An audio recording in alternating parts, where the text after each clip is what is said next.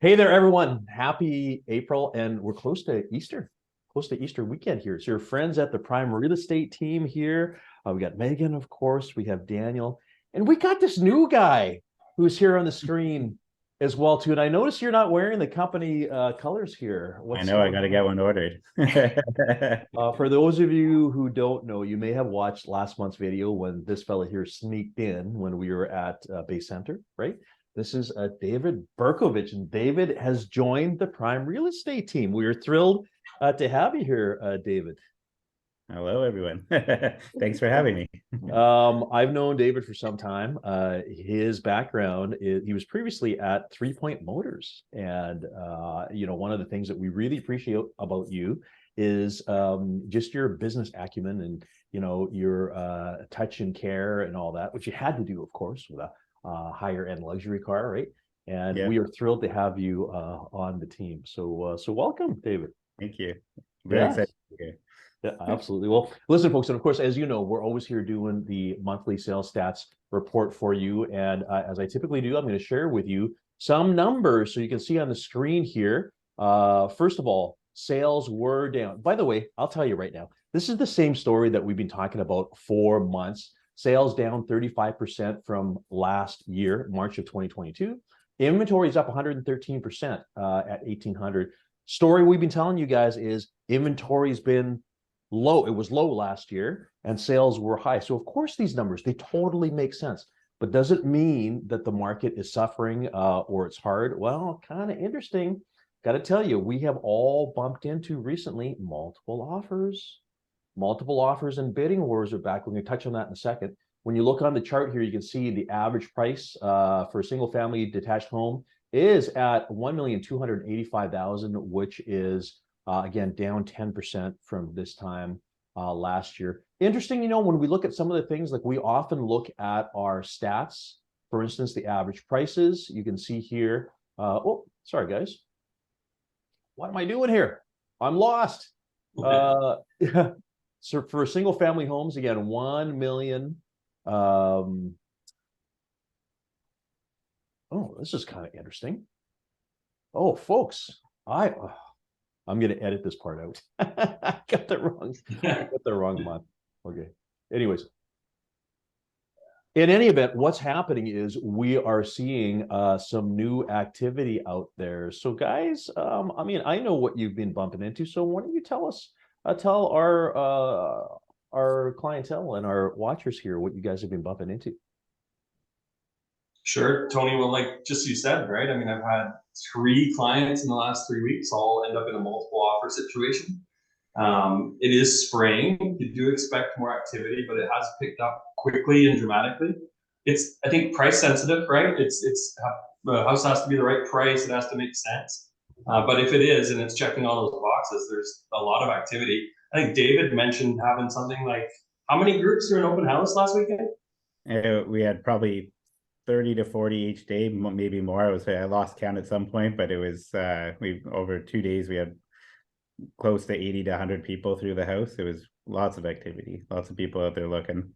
So it tells us the demand is still out there, right? And the issue, of course, is even though our inventory level is up 113%, it's still low. But more specifically, there's not a lot of good stuff, right? Mm-hmm. And by the way, I'm not saying that the rest of the houses out there are bad or crap or whatever. It's just that people are looking for very special stuff that is priced really well, right?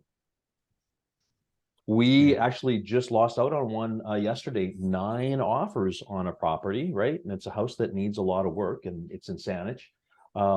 Other thing though, too, is the accepted offer was conditional. So it had a condition on it. So we are seeing that too. Had a conversation with one of our mortgage brokers this morning. She's seeing a lot more of this happening too. So the stats that I showed you a moment ago for March, I think are going to end up looking a little bit different for April. And when you consider, hey, I mean, the interest rates haven't gone down. It seems like people have just come to the realization that this is what rates are right now. And there remains a lot of people out there in the marketplace who they're just not ready to put their house in the market until they find something. And when that happens, of course, we're going to see more properties coming out there, right? Fun time, right? Mm-hmm. Yeah. Yeah. Okay, folks, the other thing that I want to report to you guys, you may have seen this in the news. So the provincial government, it was in the news yesterday. Here's the Times Colonist.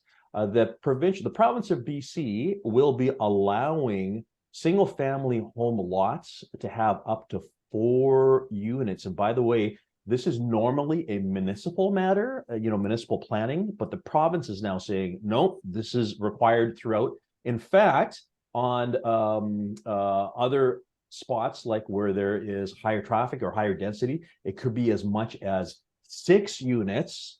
So they really want to help increase the housing stock, right? There's a few other things here too that I want to point out to you.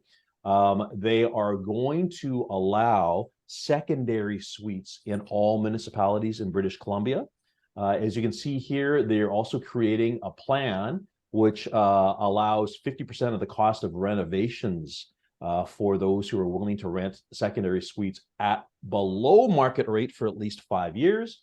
They're adding more features to the flipping. There's a flipping tax and speculation tax because they want to prevent people from flipping and making money.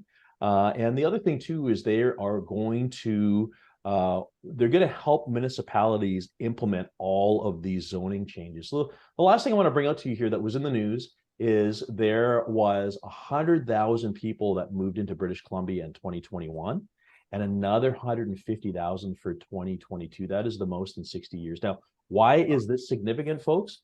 It's because there's no room for them in the inn. Like there is not enough inventory right now. And the provincial government is trying. I'm thrilled that this government is working on supply because up until now, it's all been about demand. They've been trying to prevent people from buying. Obviously, they come to the realization that they're going to buy anyways, right? And even with the federal foreign buyer ban and the provincial foreign buyer tax and all that kind of stuff, it is still a really difficult place to buy real estate. So anyways, oh, folks, by the way, this all happens in the fall. This is not happening tomorrow. This is not something that's going to change overnight. It's not going to change values overnight. I had coffee yesterday with a municipal councillor in Oak Bay. And I have to say, the interesting thing is her comment was the municipalities are not feeling very happy about the provincial government taking this control over because that's what the municipalities were all about, right? Of course, Daniel, you bump into this when you're dealing with the municipalities, when you're building stuff.